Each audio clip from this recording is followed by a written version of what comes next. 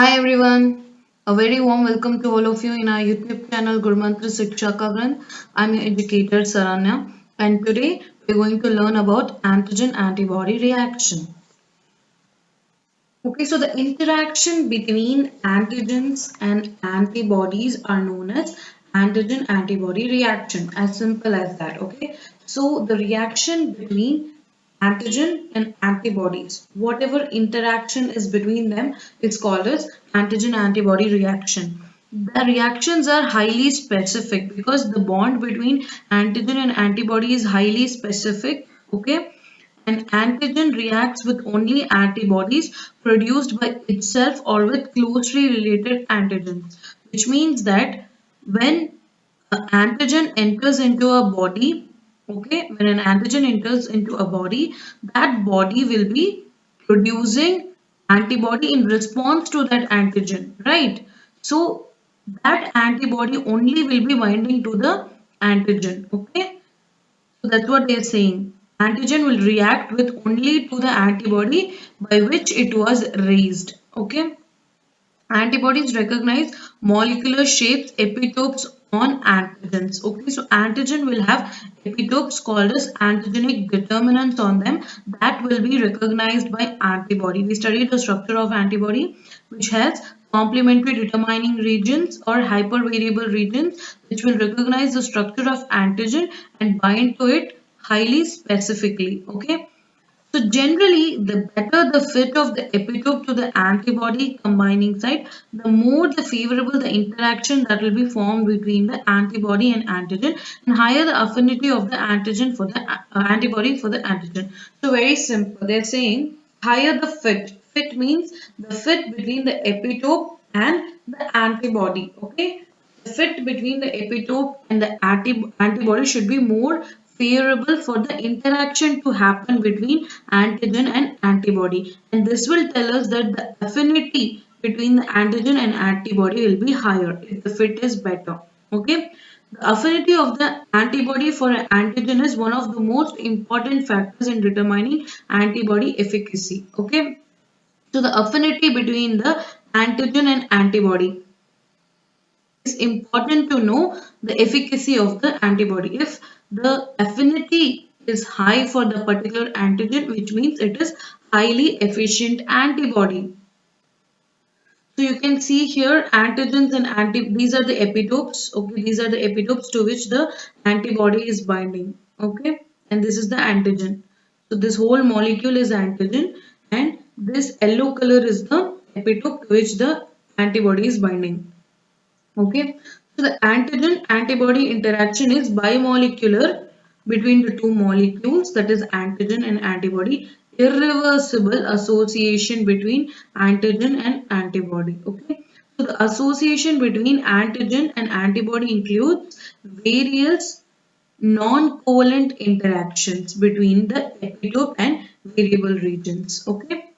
So the nature of the antigen antibody reaction. So what will be the nature of the reaction or the interaction between an antigen and an antibody? So the first is lock and key concept. Okay, so first one is lock and key concept. The combining site of an antibody is located at the Fab portion. Okay, that is the hypervariable region or antigen binding site they are talking about here. Okay, and it is constructed from the hypervariable region of the heavy and light chains. Okay, so the concept of antigen antibody reaction is one of the lock and key model. Okay, the lock will be the antibody and the key will be the antigen. So perfect fit is required for the antigen to bind to the antibody. That is why we call it as like lock and key. Okay. Next is covalent bonds. The bonds that holds the antigen to the antibody in the site. Okay, in the site of binding is non-covalent forces. So the forces between antigen and antibody is non-covalent. Okay, so they can be hydrogen bond, electrostatic bond, van der Waals forces or London dispersion forces, hydrophobic bonds. All of these are non-covalent bonds. Okay, so multiple bonding between the antigen and antibody will make the bond between them very strong. Okay, so there will be multiple body bonding between the antigen and antibody. Next is the reversibility. Since antigen antibody reaction occurs via non-covalent bond, so the force or the bond between the antigen and antibody is non-covalent, they are reversible, which means antigen can unbind from the antibody and go away.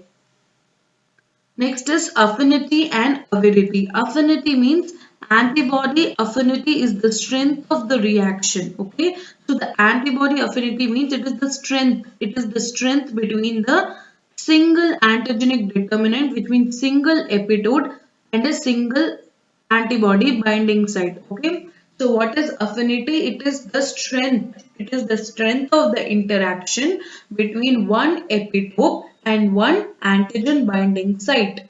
Okay, so one epitope and one binding site, that is what is called as affinity. Okay, it is the sum of the attractive and repulsive forces operating between the antigenic determinants and the combining site of the antibody. So, what is affinity? It is the strength of the interaction between one epitope and one antigen binding site. The forces in between can be attractive forces or repulsive forces. Okay. Next is avidity. Avidity means this is also is talking about the strength only, but this is overall strength. Okay, so this is overall strength of binding of an antigen with many antigenic determinants and multivalent antibodies. Avidity is more than the sum of the individual affinities. Okay. So affinity means between one epitope and one antigen binding site. But when you consider all the antigens on a pathogen and all the different types of antibodies, maybe polyclonal antibodies, which can bind to that multivalent antigens, then we talk about is avidity. Okay, that is what is called as avidity. So a bacteria can have several epitopes on it. Okay, and to each of its epitope, highly specific antibody will come and bind. Okay, if for example you consider a bacteria is having four different types of epitope, which means four different types of antibody will bind to that. Okay, so the strength, the overall strength of this interaction between the four epitopes and the four specific antibodies is what we call it as avidity, the total, which means the total overall strength of the particular antigen with its antigenic determinants and the antibodies. Okay, so that is what is called as avidity, like a total. But affinity means with one epitope and one antibody. Okay, so affinity refers to the strength of binding between a single epitope and a single antibody. That too in antibody, you know, you have two binding site, antigen binding site. Here they are talking about single epitope and single antigen binding site. Okay, not even two, single antigen binding site. That is what is called as affinity. But avidity means the complete strength, the overall strength, okay, the overall strength of binding between all the all the epitopes, antigenic determinants, okay, all the antigenic determinants that is present on a particular pathogen and all the different kinds of polyclonal antibodies which can come and bind to the different types of epitopes. Okay, the combining strength of all the epitopes and the polyclonal antibodies. That is what we call it as avidity. I hope you understood the meaning of affinity and avidity. Affinity is one single antigenic determinant to one single antigen binding site. Avidity is all the epitopes, like all the epitopes, different types of epitopes present in a pathogen with whatever antibody it can bind to. So all the interactions, total interactions. Next is cross-reactivity. Antibody elicited by one antigen can cross-react with unrelated antigen if they share identical epitope or similar chemical properties. Right. So let's say antigen A is making sure that antibody is produced. Okay. Because of antigen A, antibody is produced. Now this antibody is binding to antigen B also. How is that possible? Antigen B did not elicit any antibody production. Only antigen A elicited antibody production, but antibody can be binding to antigen B also. One reason possible for this is cross reactivity, which means there can be structural similarity between antigen A and antigen B. There can be some epitopes which are common in antigen A and antigen B.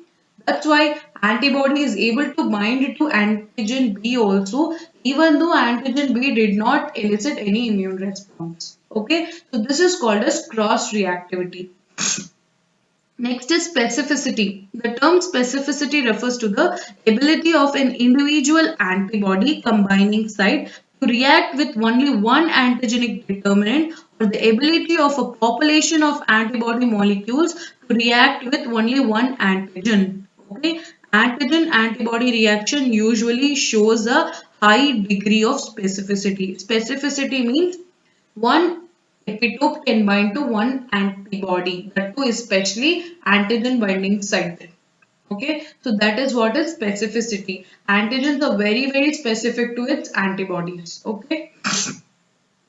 Okay, so what are the different types of antigen antibody reaction? You have agglutinization, okay, precipitation, complement fixation. Okay, about complement fixation we have already studied. Enzyme linked immunosorbent assay, we will study that in future classes.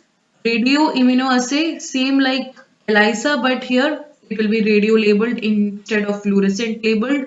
Then you have Western blotting, that also we will study in the future classes. But now, for now, antigen antibody reaction, we are going to study about agglutination and precipitation. Okay, in the monoclonal antibody class also, for a particular antigen, okay, for a particular antigen, antibody has been raised, and while we were screening the products of the hybridomas, if you remember from the class of monoclonal antibodies, the screening of hybridomas, okay, so in that we saw ELISA was used. ELISA was used to detect if the antibody which was raised is that specific to the antigen or not. Okay, so that is also an antigen antibody reaction only. Okay, for today's class we are going to see what is agglutinization and precipitation. Okay, so general features. Okay, antigen and antibody will bind through non-covalent bonds. Yes, there is no irreversible chemical alteration, which means the antigen antibody reaction is reversible. They can bind, they can also unbind. Next is the antigen and antibody is reversible. Binding can be prevented or dissociated by high ionic strength or extreme pH. So if you change the pH, the binding can be affected. So this is agglutinization. Agglutinization means, what does that mean? There are antibodies which are making the antigen to come closer and form like a aggregate. That is called as agglutination test. Okay. The next one is precipitation. So you put antigen and antibody in a test tube.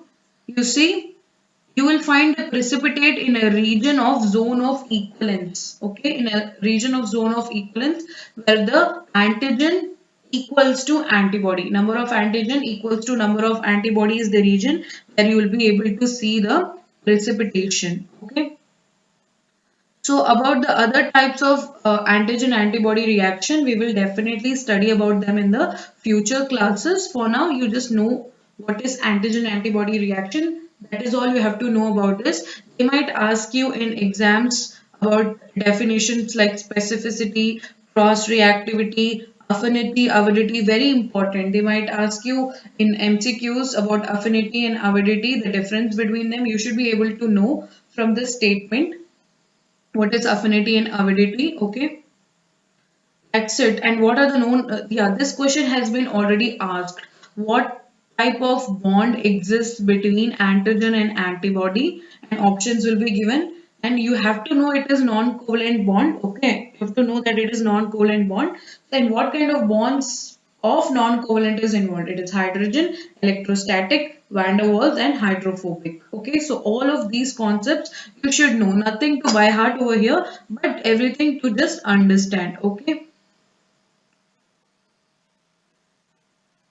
Okay, so that is all about antigen and antibody reaction. I hope you enjoyed the class today. It was very simple and a small concept only, but it was a very important concept because you will definitely get questions from this area. Okay, so if you are a CSIR net aspirant and are interested in taking detailed paid class subscriptions for CSIR UGC net category in Unacademy platform, you can do that. You can follow Neha Taneja ma'am of and what you get as benefits, daily live classes will be there, structured courses, live tests and quizzes, unlimited access, and you can see this is the pricing. For 1 month it is 2100, for 3 months it is 5250, for 6 months it's around 9450, 12 months 11550, and 24 months 16800. All you have to do is use the code NEHA, referral code NEHA, to get 10% off. Okay, you will get 10% off. You can like, share, and subscribe to our YouTube channel, Gurmantra Shiksha Ka Granth. Also, comment down in the section and tell us how do you feel about our classes, because any kind of suggestions are always welcome. Okay, so you can join our Telegram channel Gurmantra because you will have so many updates in that, all kind of updates about the classes, everything you will get in there. Sometimes quizzes happens in our Telegram channel, so it will be definitely beneficial for your preparation. You can join our Facebook page Gurmantra Shiksha Ka Granth, where you will get all the updates too. You can visit our website www.gurmantra.in. If you have any queries, you can contact us on Taneja Neha official at gmail.com. You can also contact us on 93512 I really hope that you guys are studying well, preparing well for your gate examinations.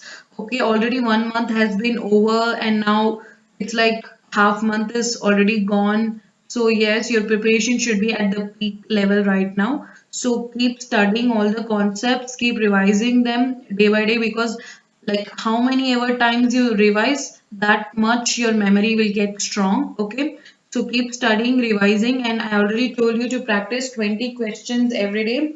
You can tell me like how many of you guys actually do that in the comment section. Please let me know how many of you guys actually practice 20 questions per day, because practicing question is like a skill. You are developing a skill to solve the questions, which is very very important in the examination, because not just knowing the theory part is not important, because when you go into the examination all in that kind of a stress environment, okay, you're going to concentrate for 3 hours and solving the questions. You should be knowing some tricks and tips in order to solve the question, and all of that you will get only when you have a practice of solving the questions. Okay, as you practice the questions, you will yourself understand the tricks and tips, and also those questions you're practicing is making your revision better. Okay, so keep practicing, guys. Thank you so much and have a nice